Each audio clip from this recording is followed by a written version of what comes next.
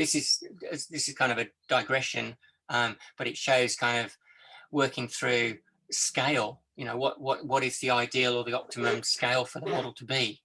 And here on the right hand side, you can see there's falling water. I think it's a Roby house in the middle, and then Jacob's house at the front.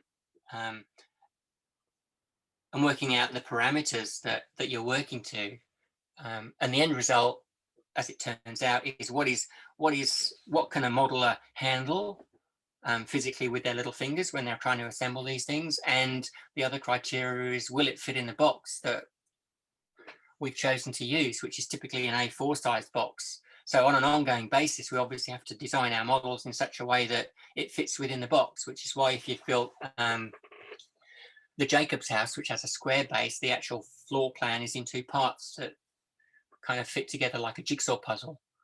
So rather than having to go out and find another box, which adds expense and time, it's easier to work within the parameters, you know. And again, this is a slight detour. So working from photographs and cross-referencing with the drawings, there's a whole load of discrepancies that you find. You know, was this wall built when the building was originally built? Was it an addition? And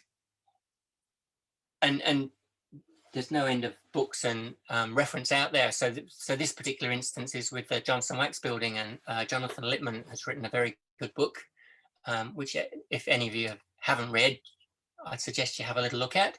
So in one of his photographs, you see a photograph from an aerial view, and it shows, you can see circled there, a part of the building which it's like a pediment, an outcrop, which was clearly built. You know, it's there in a photograph, it was built, but is that documented on anyone's drawings? No, it's not on Frank Lloyd Wright's drawings, it's not on survey drawings. So for me, that you kind of go, well, how come it's clearly built? You know, it's clearly there, but no one ever, you know, even talking to Jonathan, referring to the foundation, no one can actually explain why that's there or why it isn't there now. So this building's been extended, they've built 2 more levels on top of this area, and through that process, this has been removed. But when you look at photographs of the site, you don't typically see photographs of that area. Under there was a car park at one point.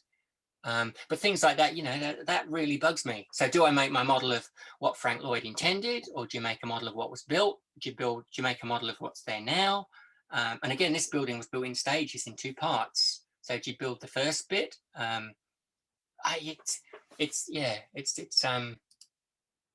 It's an ongoing little dilemma.